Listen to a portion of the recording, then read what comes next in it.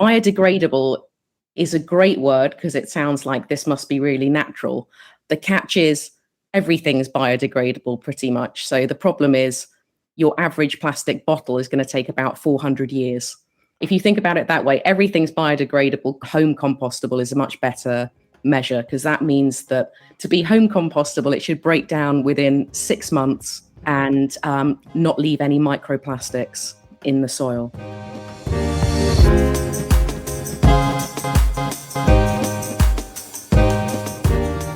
That's Katie Rath, Senior Strategist at WGSN and our resident packaging expert here. She's explaining the reality behind those terms that are used by brands around the topic of sustainability. In this episode of the Create Tomorrow podcast, we discuss a topic that's relevant to all of us as consumers and certainly relevant for the industries we serve: fashion, food and drink, consumer tech, beauty and interiors. And that topic is sustainability and packaging.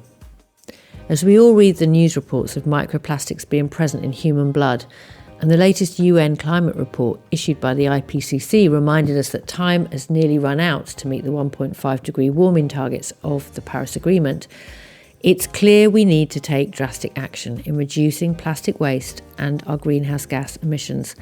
So what alternatives are out there when it comes to wrapping up and protecting brands' products ready for consumers?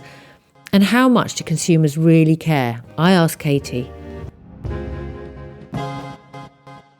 We're seeing not just the consumers demanding sustainable packaging, but 74% of them are actually willing to pay more for it. Half of them are avoiding what was termed as harmful packaging, and they're increasingly associating plastic packaging with ocean pollution, almost 63% of them in the latest figures we've seen.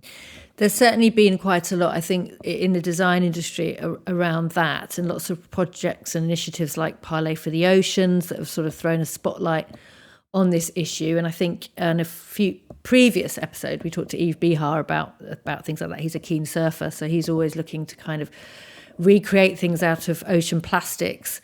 Why does plastic remain the enemy, Katie? Well, I think in terms of environmental impact, we're seeing plastic is creating more waste, and packaging is creating more plastic waste than any other industry. Something like 146 million tons a year, which is almost twice the next largest industry of construction. So it's creating a huge amount of waste, and most of it is ending up in landfill and oceans, which is affecting not just animals, but also humans. And we've seen data that every human on the planet is eating the equivalent of a credit card's worth of plastic each week, which is quite phenomenal. And 90% of the water we drink and the food we eat contains microplastics. Not only is plastic packaging generating a lot of waste, because 90% of it becomes waste after only one use, but only 14% of plastic globally is collected for recycling. And that's what they normally refer to as the recycled rate. But actually only 4% of that is turned into new plastics, according to the Ellen MacArthur Foundation. So we've got a situation where you've got a huge amount of plastic waste, most of it's single use, and actually only 4% of it is ever being recycled into new plastics. So that's the issue there. It doesn't matter how hard you work with the 6 different numbers in your recycling bin. There's really a limit as to how much that's helping. So is the feeling that sort of legislation is one of the main solutions here? What are we seeing in terms of how that's being tackled? Yeah, I mean, I think the problem is we can't really recycle our way out of it, because even when we do recycle, it's only recyclable 1 or maybe 2 cycles, and then still ends up in landfill or being broken down into microplastics that affect the environment. So we're seeing a lot of moves now legislatively to try and cut down on plastic packaging. So the UK has introduced a plastic tax on any packaging with less than 30% consumer post-consumer recycled plastic content in it. The EU has put a ban on the 10 single-use plastic items most commonly found discarded or washed up on beaches. And again, the UN resolution on a legally binding treaty on plastic waste aimed at achieving circular economy. So that's got a long-term goal of eliminating environmental plastic waste. There's an agreement now for that resolution. That should be coming in the next couple of years. You're listening to the WGSN Create Tomorrow podcast. We're tackling packaging and how brands can try to ensure they don't contribute further to climate change by finding better alternatives to plastic. Joining Katie Rath, our packaging expert, is Claire Lancaster, Senior Strategist for WGSN Food and Drink, and she's been tracking global regulations around packaging.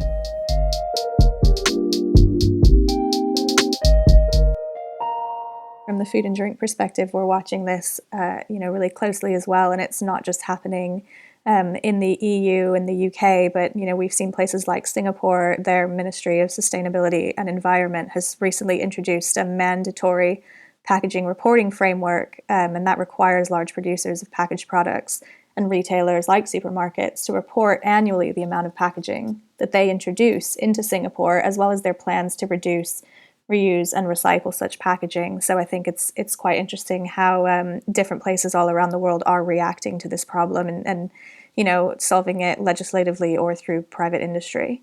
More broadly, we're talking about packaging, not just plastic, although that gets all the limelight. I'd like to talk a little bit as well about some of the better, more kind of recyclable materials. There are some better solutions out there already, aren't there, Katie, that we're using? Glass and aluminium, for example, is sort of better than plastic, right? In terms of the material, yes. So if you're talking about recycled glass, we can break that down into cullet, as it's called, and that doesn't release any new CO2 when it's melted down to be remade into glass bottles. And also, when you're talking about recycling aluminium, that uses 95% less energy than producing aluminium from raw materials and saves about 97% of the greenhouse gas emissions. So those are both more recyclable options. And also, the recycling rates for glass and aluminium are kind of up at the 75% range. So those are being recycled much more than plastic at the moment. Yeah, I did read some amazing statistic about the amount of aluminium that's still around when it was first produced is quite, it's got a real long sort of shelf life, if you like. Yeah, pretty much infinitely recyclable. So if that's sort of, recycling's not really enough, is it, right? We need to look at actual production methods and energy sources too. Well, I think that's absolutely right. And the UN report that's just come out is really focusing on carbon emissions. And it's not enough then to just look at the material, because when you look at the material savings on emissions that we just talked about with glass and aluminium, it's only about 15 to 25% of the total emissions of the process. So there's a couple of interesting projects. There's something called Furnace for the Future by FEV, which looks at making glass using electricity. So if the electricity can be decarbonized through wind, solar or nuclear power, or in the future hydrogen, it would mean that process of glass making would be effectively carbon free. And then there's NSERC, a glass manufacturing company that we're seeing that's collaborating with Glass Futures, which is a research and technology organization. And they're making glass from burning ultra low carbon biofuels made from organic waste. So that's something that could then really start to move the needle on the CO2 emissions of glass manufacturing. And again, with aluminium, 85% of the world's aluminium comes from China at the moment, and over 80% of that is using coal-fired power for the production factories. So decarbonizing the power source is really a huge priority if we're going to avert this climate crisis and keep to the Paris Agreement. And you can't get around it. Even plastics, same thing. The CO2 emissions from the production are 50 to 75% of the overall emissions. And you've done a brilliant report about how this has kind of been exacerbated by the current war in Ukraine in terms of supply chains and things, right? Absolutely. I think, of course, it's by far the least awful thing to come out of that war, but it has highlighted some issues around our reliance on petrochemical-based plastics, particularly for European markets. So Russia supplies about 44% of Europe's naphtha, which is one of the raw ingredients for plastic production. And the prices for naphtha in Europe have touched more than 100% increase year on year, and they're still hovering about 60%. So yes, that's definitely causing some impact.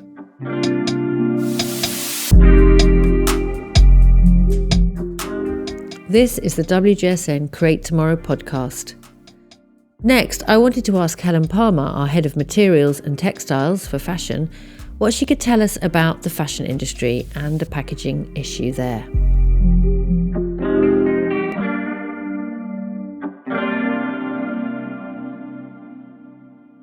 It's really interesting doing sort of research on packaging for the fashion industry.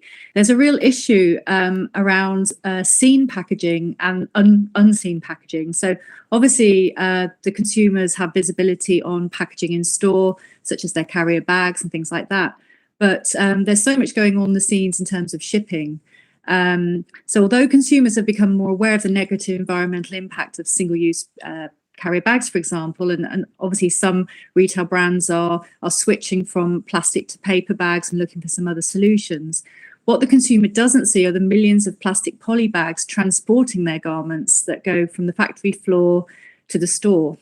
And I read that every garment made that's packaged in a poly bag would stack up at about 180 billion bags a year. This is according to the Sustainable Packaging Coalition. So that's an awful lot of poly bags that our garments are being shipped in, and they're going, they're being distributed from the factory to distribution centres, and then obviously going to the store.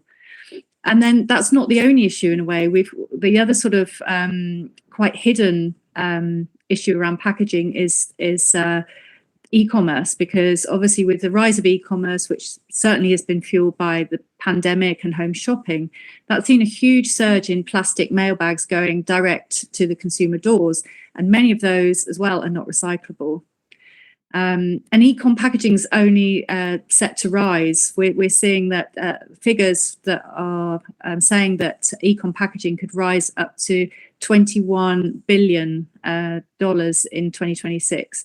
So really what needs to happen is, especially the plastic packaging, it really needs to reduce its carbon footprint to offset the growing demand for e-commerce sales. I mean, plastic does have its benefits, arguably, in terms of as a packaging material. It's very light, durable, and it's very good at protecting items in transit. So, and some other sort of materials don't stack up in terms of durability at the moment. So, you could argue that in some cases it is a very useful material, but really recycling it is the only way to reduce its impact. So making it onwardly recyclable. And then the other thing that I've picked up on as well is actually shrinking the amount of packaging. So, some brands are actually already shrinking down the packaging they're using per item, and also asking their suppliers directly to cut back on poly bag use and other sort of tricky packaging, even charging for non-compliance, because obviously they need to rely on their supply chains to comply to offset their own poly bag recycling and handling costs. So, it's really that idea of sort of setting an agenda with the whole industry, really, to make sure that we can reduce that cost and the carbon footprint. Yeah, I mean, I got something the other day. Actually, I have to confess, I bought something in a sale from a West London store, and it came in a bag which could go straight in my food caddy, which I just loved. It was like, this can go in your garden waste or your food bin. It's like, why doesn't everybody do this? And I know at WGSN, the whole point is that we have a positive mindset about these things and we solve these problems. And these are things that we're tracking, right? The bio-based solutions. But there's also biodegradable. And I wonder, Katie, some people, it can get a bit confusing. If you'd just like to tell us the difference between those two things. So we're seeing a lot of bio-based materials. So people are taking things like cornstarch and making plastics out of them. And we're seeing quite a lot of things like poly bags that Helen just mentioned being made out of those. And it sounds great, made from plants, not plastic. We are seeing issues with some of those plastics, though, that they're actually, you can't put it in green waste. You can't compost it. It has to be industrially composted. And there aren't really the systems in place to deal with that at the moment. And actually, even with compostable plastics, we're seeing that when they are put into garden waste, because the local authorities can't guarantee that those are compostable plastics, they're often just being burned or put into landfill anyway. Okay. Biodegradable is a great word because it sounds like this must be really natural. The catch is everything's biodegradable pretty much. So the problem is your average plastic bottle is going to take about 400 years. If you think about it that way, everything's biodegradable. Home compostable is a much better measure, because that means that to be home compostable, it should break down within 6 months and not leave any microplastics in the soil. So, not perhaps surprisingly, there's been a lot of progress right here, Claire, in your industry that you cover, food and drink, because I know you've done reports on kind of compostable packaging and things. But what kind of progress have you been seeing? Yeah, I think it's been interesting to kind of watch industry evolve and learn as these new products come out, because they really are new materials in a lot of cases, and then there's a lot of consumer education that goes along with it. So sort of like what Katie was saying, I mean, for the industry, it's sometimes confusing, different, the terminology, and then it's even more confusing on the consumer perspective.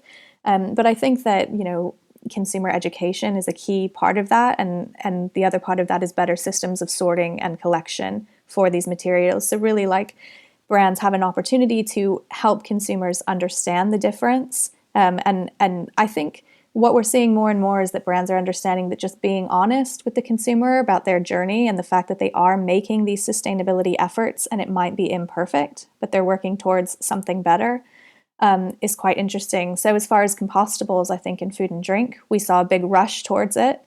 And then, we're figuring out as they go what needs to happen. But I don't think that we should give up on these compostables at all. I think they represent a great opportunity, and there's some really amazing, revolutionary new materials that are emerging now that I think is just really exciting. So there's one now, it's called Vivomir. It's by a company called Shellworks, and it's actually made from brewing soil and marine microbiomes, and they harvest the fat that's created in that process, and then that material can break down in landfill, home compost, or compost in marine conditions within 12 months. So it's really the same microbiomes that it's created from, and that they see it as a food source. It doesn't leave any microplastics, and it even improves the quality of the soil in terms of nitrogen if it's composted. And I mean, I think we've talked generally across industry about consumer mindset shifting from sustainability as being something that's not bad for the environment to interest in regenerative, something that can actually regenerate the environment and improve it as you use it. So I think there's really exciting plastic alternative materials that are emerging now. And just because it's an evolution to get there doesn't mean that we should just abandon these ideas. So what is bio-based packaging? It could be one of the solutions for the future. Here, Helen Palmer, our head of materials and textiles, tells us about some innovative examples in the fashion industry. Yes, so we have seen quite a few leading brands trialling bioplastics for things like online mailers. A few that sort of come to my attention sort of fairly recently was there's an Australian brand called Maggie Marilyn that's working with the Better Packaging Company, and they're using bags, they're called Complast bags made out of cassava root starch, which biodegrade in water and are actually home compostable, which is great.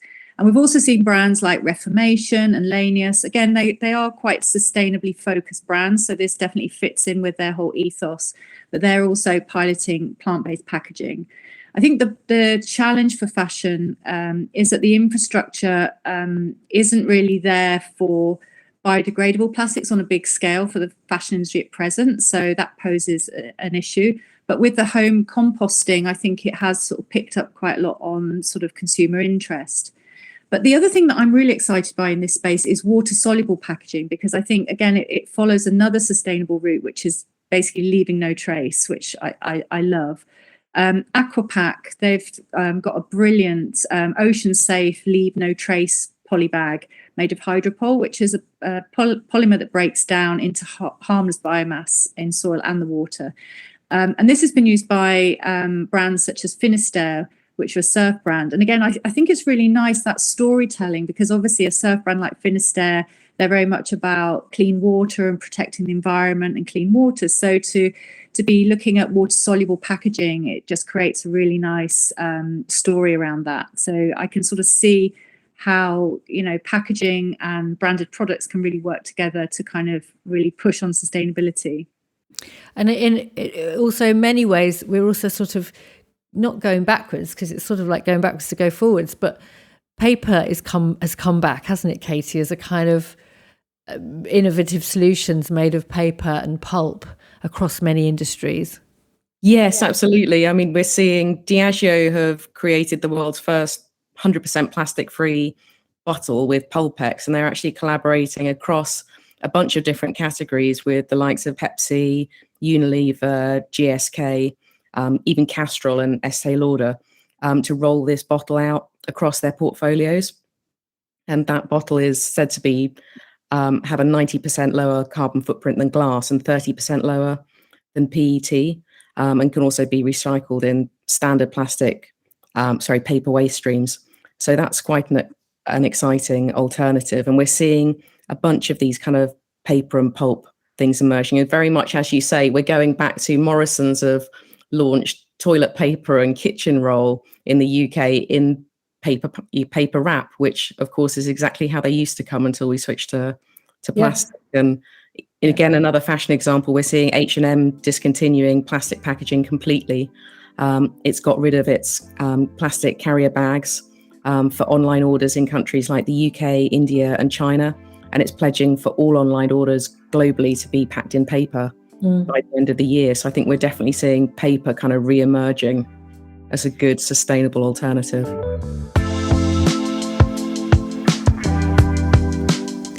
This is the Create Tomorrow podcast with WGSN. Next, I asked my colleagues about the rising cost of living and how that might affect sustainable packaging solutions. Will we see more refillable solutions, for example? Claire Lancaster certainly thinks so.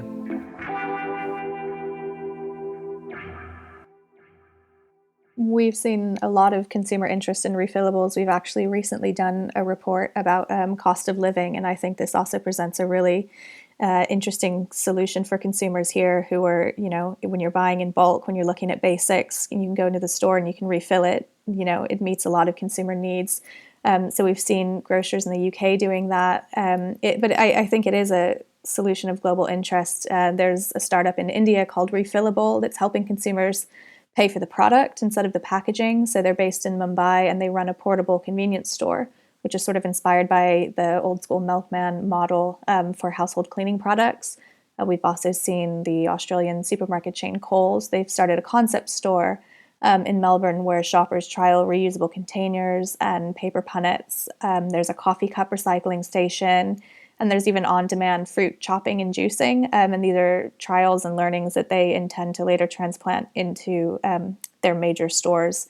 And I think that all over the world, we've seen a lot of consumer interest and engagement with these strategies. And like I say, I think as cost of living continues to bite, I think there'll be a lot of interest from both retailers and consumers. I just want to end, if I was going to ask you all if there's a packaging solution that you've spied out there that you are really impressed by.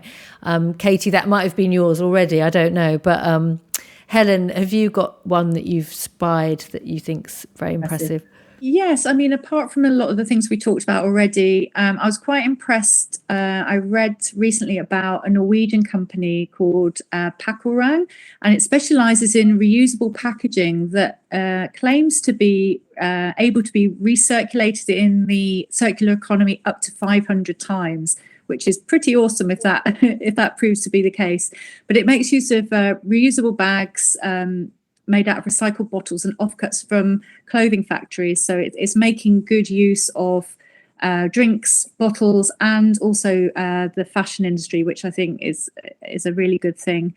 And their bags are also padded with an inside layer that really helps to protect the contents of the package, which is great. So it's functional and very eco-friendly. So I'm interested to see how this brand sort of pans out, and look forward to reading more about it. That's interesting, because there is a very important thing that we've been tracking anyway at WGSN, which is how the waste from food can then be used in a beauty product. So it's quite interesting that packaging is cross-industry and really kind of pulling together, which is, clever strategy. Claire, is there anything you haven't mentioned so far that you are excited by that you've seen? Yeah, so there's two for food and drink that really come to mind, and one is a group of researchers in Singapore, and they've developed an alternative smart packaging material from biodegradable corn protein and starch and other naturally derived polymers. But what's interesting to me about it is that they're nature-inspired antimicrobials. So these products keep harmful bacteria and spoilage of microorganisms off of food. They also keep plastic pollution off of the environment, which I think is just, for our industry, an incredibly interesting angle, because the packaging, if it's made from natural materials, still has to be food safe. And this sort of goes one step beyond that to actually to preserve food. And the other one is a US startup called Sway, and they're making clear, flexible packaging. They're making plastics from algae. And that, like we were talking about, regenerative, has the potential not just to reduce harm, but these seaweed forests that they use to make it, they sequester 20 times the amount of carbon of a land forest, and they grow 60 times as fast. So it's just, an amazing opportunity when we're talking about scale. Algae, it's like mycelium. They're sort of these amazing materials, aren't they, that just keep on giving. Katie, is there anything you haven't mentioned that you would like to end on a high? Yeah, I'll just riff off Claire's. There's also a company called Notpla, and they became famous for designing non-plastic sachets for like ketchup and mayonnaise, also made from seaweed. And they've just partnered with Just Eat to create a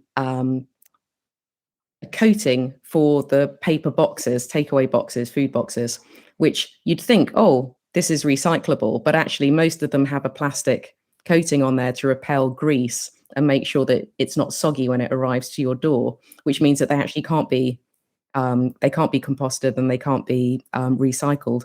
So they've created an algae-based coating for those, which is quite huge. I think there's something like 2.5 billion takeaway food containers used in the EU alone every year. So it's quite a big deal if we can start to recycle those. Thanks so much for my colleagues Helen, Katie and Claire for joining us for this episode. If you're a WGSN subscriber, you can find many reports covering packaging solutions across all of our products. If you want to find out how to subscribe, head over to wgsn.com to discover how you can get access to our service. We're constantly publishing new content focusing on how we can design a brighter and better future for our industries. You can subscribe to this podcast on all major platforms, and if you like what you've heard, why not give us a rating and review? And that just leaves me to thank our producer, Roland Bodenham. Thanks for listening, and we'll see you next time.